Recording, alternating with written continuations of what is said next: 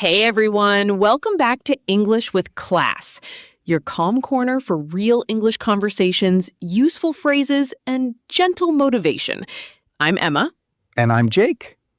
Jake, before we even started recording today, I caught myself thinking, what if this episode isn't good enough?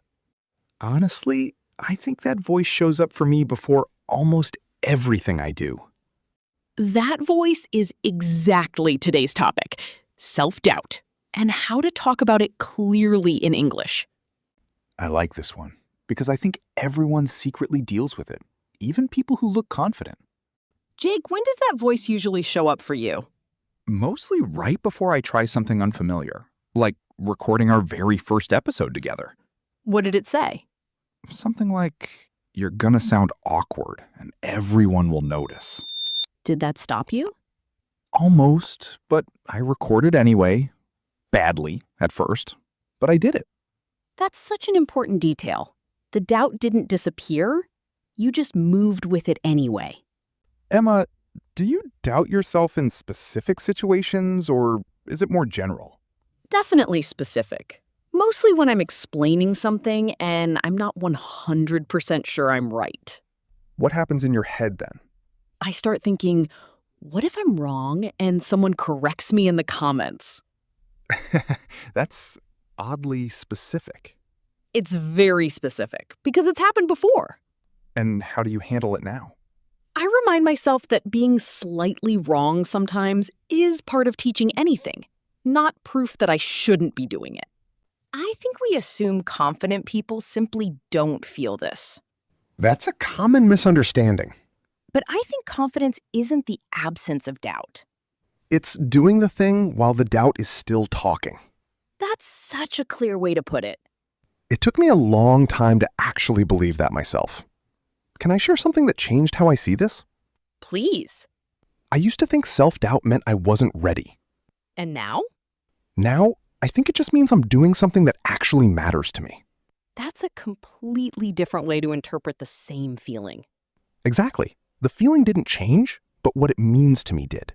Let's talk about the moment right before doing something you doubt. The moment right before is the worst part, honestly. What usually helps you in that exact moment? I ask myself, what's the smallest version of this I can start with? Like what? If I doubt an entire presentation, I just focus on the first sentence only. And that's enough to begin? Surprisingly, yes. Doubt feels loudest before starting and quieter once you're already moving. Okay, quick pause for you listening right now. Think of one thing you've been doubting yourself about lately. Try finishing this sentence in your head. Even though I doubt myself, I still want to try. Take a second. There's no wrong answer here. Good. Let's continue. Emma, do you think other people's comments make self-doubt worse? Sometimes, definitely. Someone once told me my accent might confuse learners. How did that land?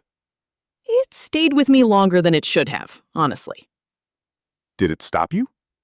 No, but it made me quieter for a while about sharing my own voice. I think a lot of people go quiet after comments like that. True, but I've noticed something. Comments like that usually reveal more about the person saying it than about me. That's such a grounding thought to hold on to.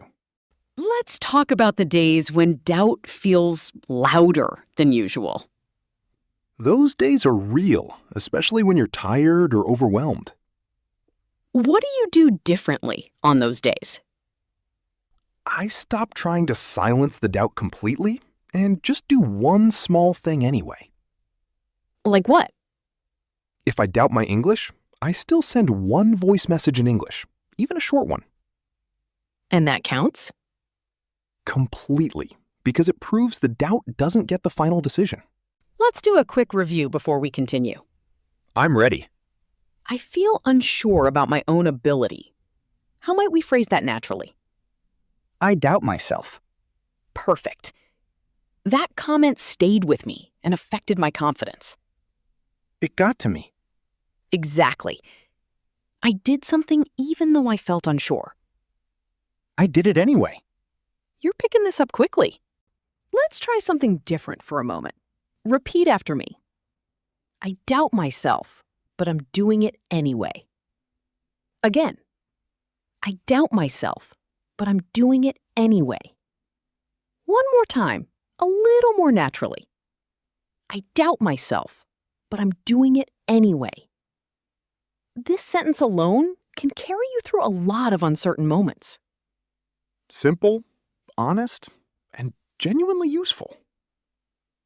Before we finish, let's slowly go through a few useful words from today.